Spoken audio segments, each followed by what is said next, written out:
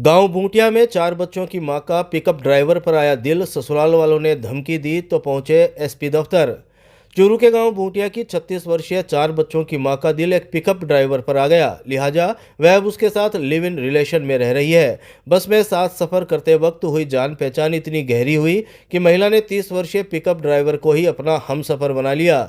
गांव भूटिया की इस महिला के पति की 12 महीने पहले हार्ट अटैक से मौत हो गई थी। तब से वह अकेलेपन की जिंदगी बिता रही थी, लेकिन पति की मौत के 2 महीने बाद ही उसे ढाढरिया चारनान का 30 वर्षीय युवक मिल गया और इन 10 महीनों की बातचीत के बाद दोनों ने साथ रहने का फैसला कर लिया। युवक महिला सहित 4 बच्चों को भी अपने साथ रखने के लिए तैयार है। इधर महिला द्वारा लिए गए इस निर्णय से उसके ससुराल पक्ष के लोग नाराज हैं, जिन्होंने धमकी दी तो दोनों सुरक्षा के लिए अब एसपी दफ्तर पहुंचे। एसपी दफ्तर में 36 वर्षीय महिला मैना नायक ने बताया कि उसका पीहर तारानगर का गोडास गांव है। 17 साल पहले उसकी शादी चूरू के गांव बूटिया में हुई थी। शादी के बाद उसके 3 बेटियां और एक बेटा है। 12 महीने पहले उसके पति की हार्ट अटैक से मौत हो गई थी। पति की मौत के 2 महीने बाद जब वह चूरू के पुराना बस स्टैंड पर बस में बैठी थी, तभी उसे बस में उसकी मुलाकात गांव ढाढरिया चारनान के 30 वर्षीय सुनील कुमार नायक से हुई। बस में बातचीत के दौरान सुनील ने महिला के मोबाइल नंबर ले लिए और फिर दोनों मोबाइल पर बातें करने लगे। इस बीच महिला ने सुनील को शादी का प्रपोज कर दिया, लेकिन मैना के ससुराल पक्ष के लोग इससे नाराज हो गए। नाराज ससुराल पक्ष के लोगों ने मैना के साथ मारपीट भी की। मैना ने बताया कि वह सुनील के साथ ही रहना चाहती है, इसलिए 2 दिन पहले उसने ससुराल छोड़ दिया और सुनील के साथ चूरू आ गई। यहाँ उन्होंने कोर्ट परिसर में कागजात बनवाए। जब दोनों को इस रिश्ते को लेकर धमकी मिली तो वे सुरक्षा के लिए एसपी दफ्तर पहुंचे। सुनील ने बताया कि इस रिश्ते से उसके घर वाले खुश हैं।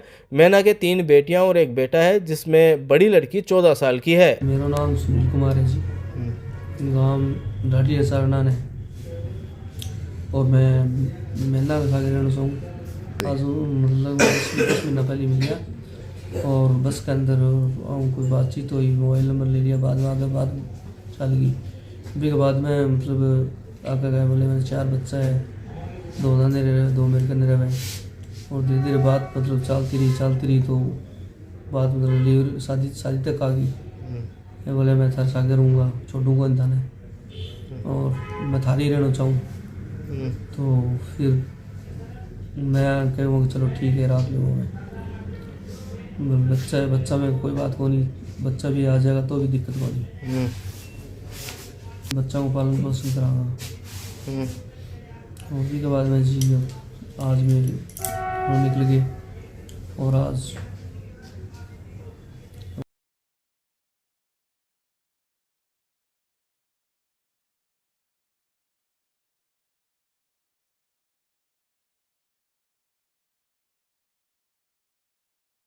उत्तरादा बाजार की दुकान में दिन दहाड़े चोरी की वारदात। रुपए छुट्टे करवाने के बहाने दुकान में घुसा चोर। सीसीटीवी कैमरे में कैद हुई वारदात। चूरू के उत्तरादा बाजार की एक दुकान में दिन दहाड़े चोरी की वारदात सामने आई है। इस शातिर चोर के हौसले इतने बुलंद थे कि उसने भीड़ भाड़ वाले स्थान पर कुछ ही सेकंड में चोरी की वारदात को अंजाम दे डाला। चोरी की यह वारदात और अज्ञात चोर सीसीटीवी कैमरे में कैद हुए हैं। सूचना के बाद मौके पर पहुंची कोतवाली पुलिस ने दुकान सहित बाजार में सीसीटीवी फुटेज खंगालकर आरोपी को चिन्हित करने का प्रयास किया है। दरअसल शातिर बदमाश ने रुपए खुले कराने के बहाने इस वारदात को अंजाम दिया। चोरी से पहले यह आरोपी कुछ दुकानों में भी गया, जहां उसने 500 रुपए का नोट छुट्टे करवाने की बात कही थी। 2 दुकानों में लगे सीसीटीवी कैमरा में यह बदमाश नजर आ रहा है। यह वारदात बजाज मार्केटिंग की दुकान में हुई। बजाज मार्केटिंग के नरेंद्र बजाज ने बताया कि दुकान के गल्ले में रखे 48,500 रुपए बदमाश चोरी कर ले गया। उन्होंने बताया कि सोमवार को करीब 3:40 पर वारदात को अंजाम दिया गया। नरेंद्र बजाज ने बताया कि वह कुछ देर के लिए बैंक गया था, उसका बेटा दुकान के अंदर मौजूद था। तभी सिर पर टोपी लगाए एक व्यक्ति दुकान में घुसा और उसने बेटे को 500 रुपए छुट्टे करवाने के लिए दिए।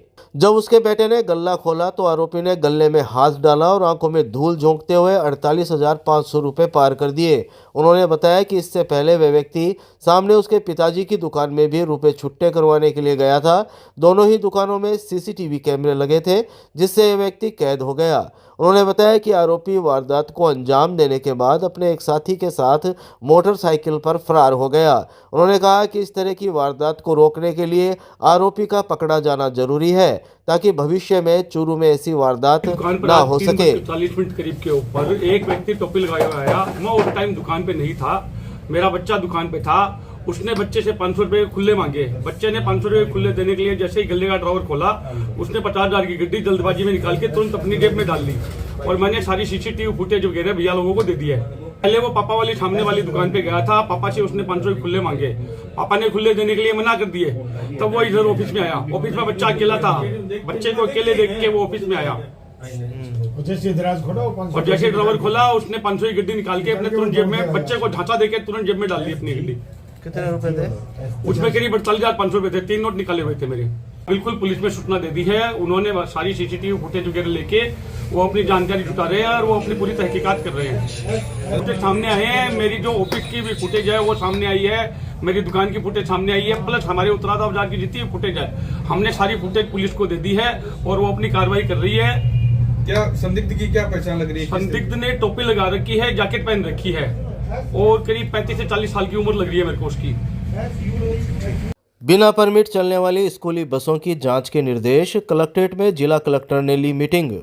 चूरू जिला कलेक्टर अभिषेक सुराणा ने सोमवार को कलेक्ट्रेट के वीसी सभागार में आवश्यक सेवाओं, जन्म मृत्यु पंजीयन और सतत विकास लक्ष्यों को लेकर बैठक में जरूरी निर्देश दिए। सूचना और जनसंपर्क विभाग द्वारा सोमवार शाम करीब 5 बजे जारी प्रेस नोट के मुताबिक जिला कलेक्टर ने कहा कि शिक्षा विभाग और परिवहन विभाग स्कूली बसों में परिवहन की जांच करें, बिना परमिट, ओवरलोड और ओवर स्पीड चलने वाली बसों के विरुद्ध कार्यवाही करें। बिना मानक के चलने वाली बसें हादसे का कारण बन सकती है। उन्होंने सभी उपखंड अधिकारियों, विकास अधिकारियों और पीएचडी अधिकारियों को निर्देश दिए कि उनके क्षेत्राधिकार में खुले बोरवेलों को आइडेंटिफाई करें तथा उन्हें बंद करवाएं। उन्होंने आवश्यक सेवाओं की समीक्षा करते हुए कहा कि अधिकारी फील्ड स्तरीय मशीनरी को एक्टिवेट करें, आमजन को बेहतरीन सुविधाओं का लाभ मिले इस दिशा में विभागीय प्रबंधन करें। उन्होंने सतत विकास लक्ष्यों को लेकर चर्चा करते हुए कहा कि सतत लक्ष्यों में संपूर्ण प्रदेश में जिला 5वीं रैंक पर है। उन्होंने बिजली व पेयजल आपूर्ति, चिकित्सा सेवाओं,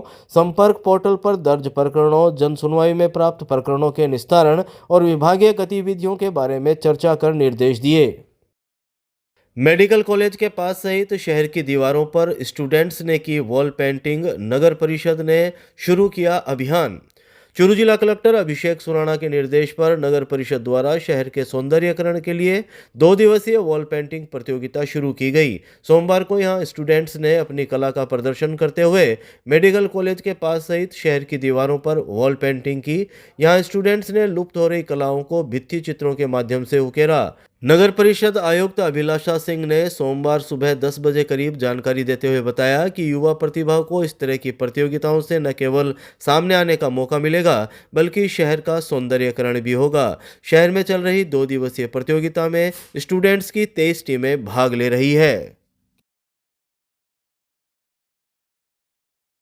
कलेक्ट्रेट में जिला ग्रामीण स्वास्थ्य समिति की बैठक में स्वास्थ्य योजनाओं की हुई समीक्षा। जिला कलेक्टर ने दिए निर्देश। चूरू जिला कलेक्टर अभिषेक सुराणा ने सोमवार को कलेक्ट्रेट के वीसी सभागार में वीडियो कॉन्फ्रेंस से जिला ग्रामीण स्वास्थ्य समिति की बैठक में स्वास्थ्य योजनाओं की समीक्षा कर चिकित्सा अधिकारियों को जरूरी निर्देश दिए। सूचना और जनसंपर्क विभाग के द्वारा शाम 6 बजे करीब जारी प्रेस नोट के मुताबिक जिला कलेक्टर सुराणा ने मीटिंग में कहा कि जिले में टीकाकरण और संस्थागत प्रसव के निर्धारित लक्ष्य 100% पूरे करें। चिकित्सा अधिकारी सक्रियता और सजगता के साथ काम करते हुए आवश्यक प्रगति अर्जित करें। उन्होंने चिकित्सा सेवाओं के विस्तार के राज्य सरकार की महत्वाकांक्षी योजना मुख्यमंत्री आयुष्मान आरोग्य योजना, मुख्यमंत्री निःशुल्क दवा योजना, मुख्यमंत्री निःशुल्क जांच योजना, मातृत्व स्वास्थ्य के तहत गर्भवती महिलाओं की 4 ANC जांच करवाने, टीकाकरण कार्यक्रम, संस्थागत प्रसव व मातृ शिशु मृत्यु परिवार कल्याण, PCPNDT 108 एम्बुलेंस सेवा, राष्ट्रीय योजना व राष्ट्रीय बाल स्वास्थ्य कार्यक्रम की समीक्षा की। कलेक्ट्रेट में निजी बस यूनियन ने रास्ता देने की मांग को लेकर जिला कलेक्टर को दिया ज्ञापन, आंदोलन की दी चेतावनी। चूरू कलेक्ट्रेट में सोमवार को निजी बस यूनियन के पदाधिकारियों ने बसों और छोटे वाहन को रास्ता देने की मांग को लेकर जिला कलेक्टर अभिषेक सुराणा को ज्ञापन दिया। यूनियन के अध्यक्ष बिशन सिंह ने दोपहर 3 बजे करीब बताया कि शहर में पूनिया कॉलोनी के पास ओवरब्रिज बन रहा है, जिसको बनने में 2 से 3 वर्ष का समय लगेगा। चूरू से राजगढ़ और चूरू से झुंझुनू जाने वाले समस्त वाहनों को रतन नगर कस्बे से होकर जाना पड़ता है, जिससे वाहनों को काफ़ी समय लगता है और बस संचालकों को आर्थिक नुकसान उठाना पड़ रहा है। उन्होंने बताया कि इस समस्या के समाधान की मांग को लेकर जिला कलेक्टर को पहले भी ज्ञापन दिया जा चुका है, लेकिन अभी तक कोई समाधान नहीं हुआ। उन्होंने कहा कि अगर समय रहते इसका समाधान नहीं किया गया तो बस यूनियन आंदोलन करते हुए चक्का जाम करेगी। चूरू में जमाव बिंदु की तरफ लुढ़क रहा पारा, न्यूनतम तापमान 1.5 डिग्री सेल्सियस दर्ज। चूरू में जमाव बिंदु की तरफ लुढ़कते पारे के बीच कड़ाके की सर्दी पड़ रही है। यहाँ फसलों पर बर्फ की चादर दिखाई दे रही है। खुले में कार पर भी बर्फ जमी मिली। मौसम विभाग ने यहाँ सोमवार को न्यूनतम तापमान 1.5 डिग्री सेल्सियस दर्ज किया है। चूरू में पिछले 6 दिनों से लगातार जमाव बिंदु के करीब तापमान चल रहा है, जिससे आम जनजीवन प्रभावित हुआ है। लगातार फसलों पर बर्फ जमने की वजह से गेहूं और सरसों की फसल को नुकसान हो सकता है। हालांकि किसानों ने इस भीषण सर्दी को देखते हुए गेहूं और सरसों की फसल की बुआई देरी से की है। आपको स्क्रीन पर दिखाई दे रहे वीडियो आज देपालसर के हैं, जहां बर्फ़ की चादर है वो फसलों पर दिखाई दी और जो पाइप है जिनसे पानी दिया जाता है फसलों पर, उन पर भी बर्फ़ की चादर है वो दिखाई दी। लगातार सर्दी का असर चूरू में बढ़ता जा रहा है और पिछले 6 दिनों से यहाँ बर्फ़ है वो जम रही है। ये न केवल पक्षियों के लिए रखे गए परिंदों में बर्फ़ है वो दिखाई दे रही है, बल्कि फसलों पर भी बर्फ़ की जो चादर है वो यहाँ देखी जा सकती है।